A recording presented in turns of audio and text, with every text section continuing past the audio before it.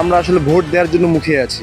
একটি পক্ষ আমরা মনে করছি যে ভোটটাকে যে কোনোভাবে বানচাল করতে যাচ্ছে। ভোট নিয়ে আসলে খুবই উৎসাহিত যে আমি কিভাবে ভোট দিব, আসলে সুষ্ঠু একটা নির্বাচন চাই। রাজনৈতিক দলরা আমাদেরকে ট্রাম্প কার্ড হিসাবে দেখায়, অনেক ধরনের পদক্ষেপের কথা বলে, কিন্তু আসলে দিন শেষে কিছু আসে না। সকলেই আগ্রহ নিয়ে ভোট দিতে যাবে, যেহেতু প্রথম ভোট। তাদের অতীত এবং বর্তমান সবকিছু চিন্তা করে আমরা আমাদের যোগ্য প্রার্থীকে নির্বাচন করব। আমি চাই এরকম কোনো প্রার্থীকে ভোট দিতে যারা নারীর ক্ষমতায়ন নিয়ে কাজ করবে, নারীর উন্নয়ন নিয়ে কাজ করবে। সবসময় আমরা একই ফলাফল পাইছি, সবকিছুতে দুর্নীতিতে ভরা। পরবর্তী যে সরকারই আসুক দেশে, এই বিষয়গুলা যেন একটু সংস্কার করা হয়। আমি চাইবো যে সে যেন নারীর নিরাপত্তা যেন নিশ্চিত করে। আমি সুষ্ঠু ভোট, সুষ্ঠু নির্বাচন চাই। এই যে দুইবারের বেশি সরকার থাকতে পারবে না, পারিপার্শ্বিক আর অনেক বিষয় আছে, এগুলোর জন্য আমাকে হ্যাঁ ভোট অবশ্যই আমি চাই দিতে। আমাদের প্রথম ভোটটা যেন আমরা আমাদের পছন্দের প্রার্থীকে কোনো বাধা বিঘ্ন ছাড়াই যেন আমরা দিতে পারি।